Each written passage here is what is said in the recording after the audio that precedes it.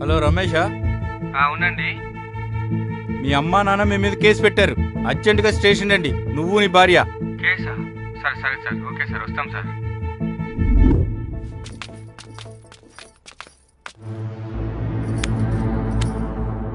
ఏమే 3 రోజుల నుంచి ఫోన్ చేస్తుంటే లేపంట?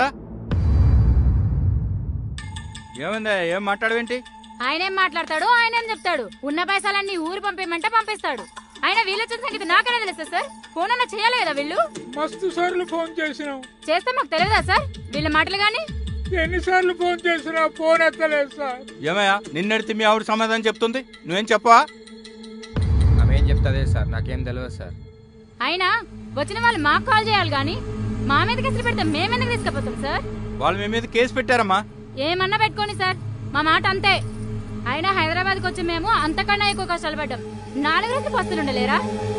మీరేంటి ఇంకా చూస్తున్నారు? రండి వెళ్దాం. రారా నానిగా.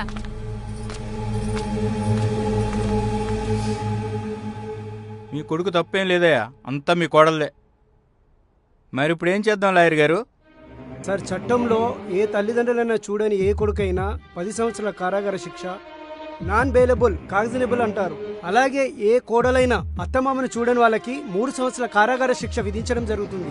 సో ఇలాంటి మరుగున పడిపోతున్నాయి. ఇలాంటి మనం ముందుకు తీసుకొస్తే వీళ్లకు కఠినమైనటువంటి శిక్షలు విధించబడతాయి. సో ఈ చట్టం ప్రకారంగా మనం వెళ్దామంటాం సార్.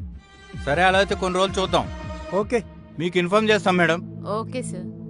ఓకే అండి. Thank you sir.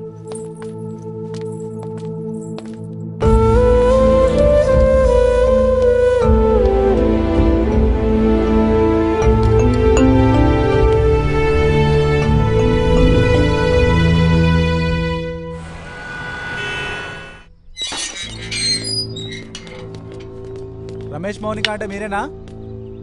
ఏమైంది సార్? ఎందుకు ఏమైంది? మీ మీద రామయ్య రామక్క వారు కేసు పెట్టారు. ఎవరు పెట్టారు కేసు? మేమేం తప్పు చేసినాం? అదంతా మా తెలియదు. స్టేషన్ మేమెందుకు రావాలి సార్? 10 నిమిషాల్లో మేము స్టేషన్కి వస్తాం సార్. ప్లీజ్ సార్, మీరు వెళ్ళండి. 10 నిమిషాలలో స్టేషన్లో ఉండాలి. వస్తాం సార్, 10 నిమిషాల్లో.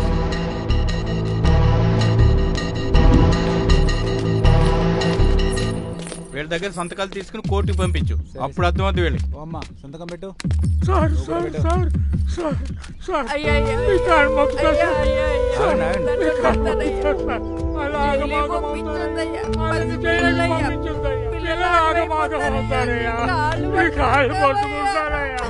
మీరు కాదే కాళ్ళ మీద పడ్డాం, మీ కొడుకు కాళ్ళు వచ్చి మీ కాళ్ళ మీద పడాలి. చూసావా రమేష్, ఇంకా మీ అమ్మా నాన్న నీ గురించి నీ పిల్లల గురించి ఆలోచిస్తున్నారు.